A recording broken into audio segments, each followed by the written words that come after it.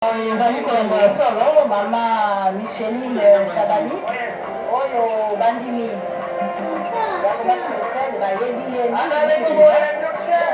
toyebi mpe awa na biso évêque mokuna na mpe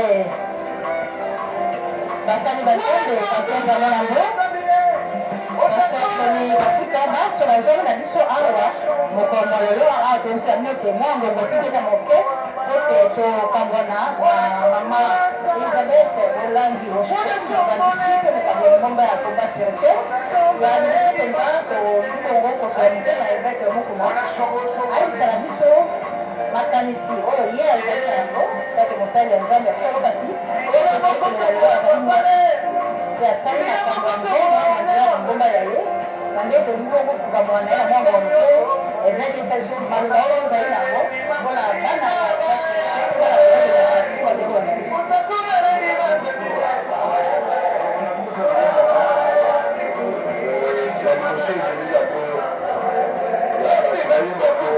Est-ce que tu peux pousser les cris de joie pour cette célébration?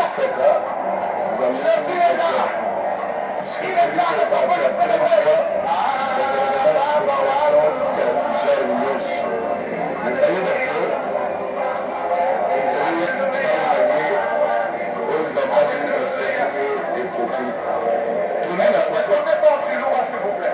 S'adresser à l'église comme la famille Symphoncie, l'église comme le Christ, tout ça,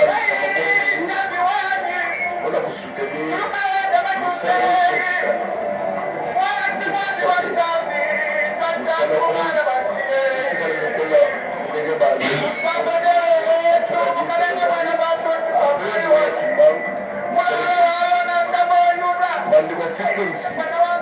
il dit qu'après, il y a l'idée, division et il y a de la porte. Pourquoi Dieu il y a de la porte? Donc, tu as même, il y a organisé, il y a organisé. Et je pense qu'après, il y a Moïse, la tribu de Josué. Là, ici, nous avons contesté la guerre. Donc, on voulait qu'après, il y a Moïse, marche et continuer. Alors, tout ça, c'est là-bas. L'amour de Dieu. On va baptiser le Messie de Bango. On va se soutenir lié. Vous savez pour fêter et le matin et que des choses. Na konde motoni avec mokuna ndenge na esi moko eza na bilenge awa na biso toza mpe na kankenza mwana mbo lisolo ya CFMC tozalaki na libota ya kankenza ya Benedict oyo acombatante ya CFMC molimo ya biso ya mosala kasi na molimo azalaki na ngambo ya CFMC bongo mo liloba paster evêque moko balobi mo liloba ozali nango na mokongo ya lelo oyo ntango ya komisaka mpona kolela mama Elizabeth Olangi Oso napesi yo. Merci maman. Ici, Olandi ndeko évêque mokona ndenge alobi aza kolakisa maloba oyo ekuni eza mokama ya nzambe eza volonté ya nzambe nzambe apesaka nzambe ya papa mpe nzambe azali nzambe ya temps mpe ya circonstance biloko loba mingi eza kolongono modelebelebele eza nzambe ya frappe eza sanction eza punition tolingi mpe tosabaka nzambe tika bilobaloba ifo bana nzambe akor kosefouete na mokama ya nzambe bapana kosefouete na volonté ya nzambe o volonté ya nzambe esalami biso nyonso tosefrie tondima volonté ya nzambe donc message mosusu ezali ya koencourage bana ya nzambe ya CFMC na famille biologique po batikali base sentir seul te nzambe oyo couple na aselebaki nzambe wana aza na bongo atiki bango te bango basali mosala baboti balebele na molimo bacadre bango baforme mpe bana bakomi na étape ya maturité ekomi na ntango aprouve que baza mature mosala etikali bakobatela yango bakopreserve vision ndenge ndeko moko nalobi division te koyena boye te badissension te ezala mais balakisa ke bazalaki na se ya makolo na bango bayekoli eki bakomi na niveau ya maturité ya kopreserve mosala oyo vision ete continue ekende libela libela kola message na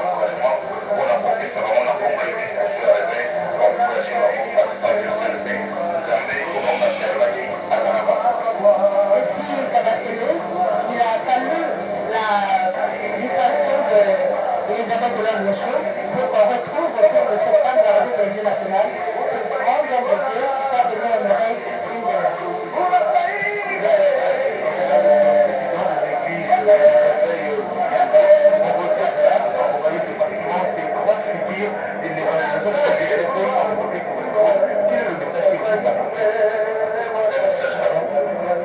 Un message de solidarité.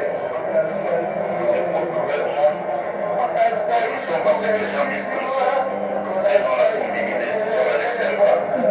Et je pense qu'en venant tous ici, ce n'est pas par hypocrisie, ce n'est pas pour faire être figure. Mais nous sommes venus avec le cœur. Nous sommes des cœurs avec la famille Sylvanzi et la famille biologique. Et que nous sommes venus leur témoigner notre attachement à nos parents.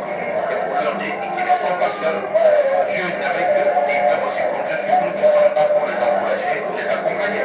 Surtout les enfants biologiques. Et s'ils ont aussi besoin de l'aide, nous sommes là pour leur apporter notre expertise, notre savoir-faire, notre accompagnement pour l'œuvre qui va rester. Donc je pense que le grand message, c'est un message d'amour, un message de solidarité.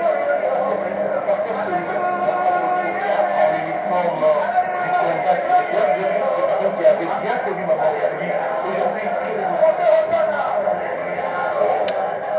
Ce n'est pas facile de succéder à un message parce que la foi chrétienne est une foi basée sur l'unité. La main ne peut ne pas faire. Comme la Bible déclare, moi et ma famille nous servirons l'Éternel. Nous sommes témoins de sa conversion et de son appel, de sa vision. Et aujourd'hui, nous pouvons dire gloire à Dieu parce que la vie et la mort est un mystère que Dieu seul le secret. Donc cette œuvre, c'est l'œuvre de Dieu. Cette œuvre va prospérer et ça va continuer. Vous êtes assuré que vous avez des bras. Je dois le souvenir en 99, sur la campagne au stade de Raphaël. Là, on a une grande équipe d'intercesseurs pour nous soutenir. En 2002, je faisais une campagne au stade de Marty. Plus de 150 intéressés de CMC étaient venus me soutenir. Au premier Brazzaville, j'avais une campagne au stade de Assamadeba. Là, des malades qui se connaissaient de nous soutenir et ce sont eux que nous les produisons, que les collègues. Et après la campagne, ils ont donné une grande réception pour toute la délégation qui m'avait accompagné. Et je suis allé à Pointe-Noire, où j'avais une campagne de Pointe-Noire. C'est CMC qui m'avait donné le matériel que nous avons utilisé pour cette campagne à Pointe-Noire. Et quand je me suis engagé en politique, il avait envoyé Papa Jeff pour me voir, qui voulait me rencontrer. Et quand je suis allé chez eux, il m'a dit que j'étais convaincu de ce qu'il devait faire. Je me suis convaincu, il m'a dit, tu es des rares évangélistes que nous avons et nous comptons beaucoup sur toi. Et nous voulons que là où tu vas, ne nous déshonore pas. Donc c'est quelqu'un avec qui je passais beaucoup de temps, des conseils. Et puis voilà, je garde de très bons souvenirs. Merci, je vous remercie.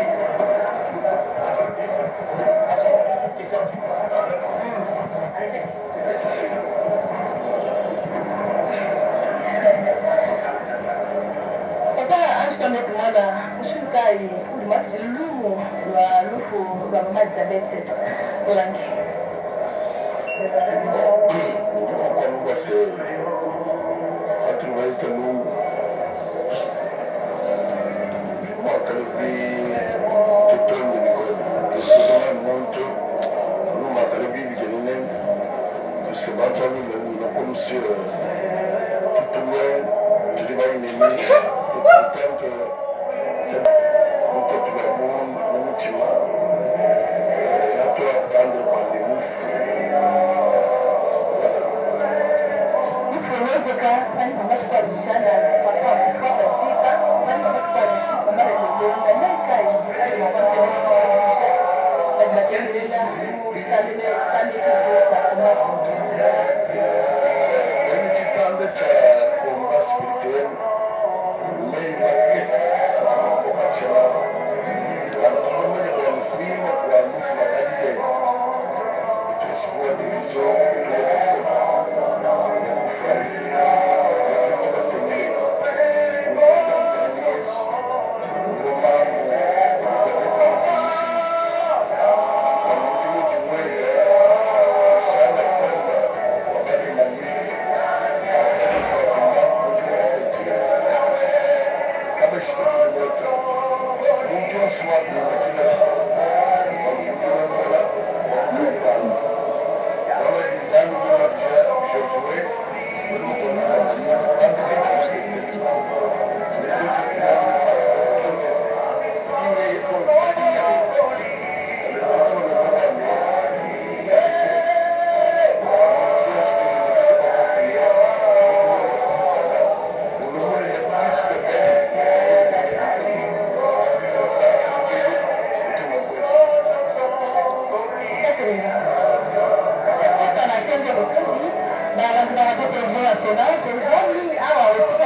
bongo tokoba soki tokosukisa motuna wa biso na moko ya basali ya nzambe bazali na biso ape akolaka kota ya monokoloba amina akibila maloba ezalaka mokula moke to bandeko bakolanda biso na congo central balobi bamemi na televizio sakayeba ezabina nini azala kokoa mama olazete yasenga pasteur awa otokendelekina kobila mama olandela liloka eo ya misala kama nini nini bakatobila na bakiki misala ndenge aseneke motu kwetu ya misaka libungu ya mizalo Non, il y a une place mingi. Il y a ça, il faut que pendant la place, mais il faut que quand c'est la mosse, il y a une indication la paix, tout le monde a la tirage. Donc, moi, c'est là, on vous avez la tirage. Donc, moi, c'est pour faire un tirage en quête. Alors, vous avez la tirage au foie, il faut un tirage en indication la paix, tout. Donc, il passe, mais quelqu'un n'a pas de panne à s'y faire. On va la Tumbuka, moi aussi, de façon que vous connaissez ça, la politique. Mais la panne, la politique, ça, on va la unir, on va la tirage. Kimbali nini ndio nataka pesa sana na mama Olangi na mtindo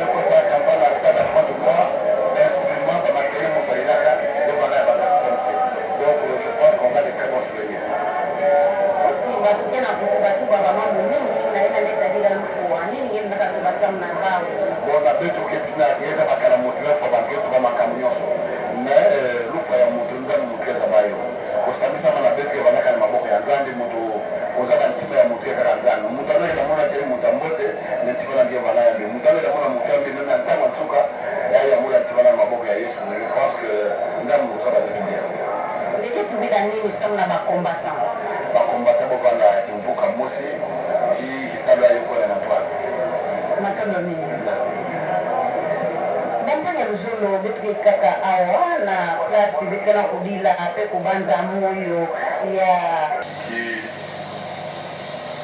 sont venus honorer la mémoire de la grande servante de Dieu, maman Dr Elisabeth Olangi. Bongo na sima tokolakisa bakonzi baye bongo mpona kopesa lokumu la suka kwa mosali na Nzambe mama Elisabeth Olangi. Ensuite, nous allons écouter quelques brefs témoignages.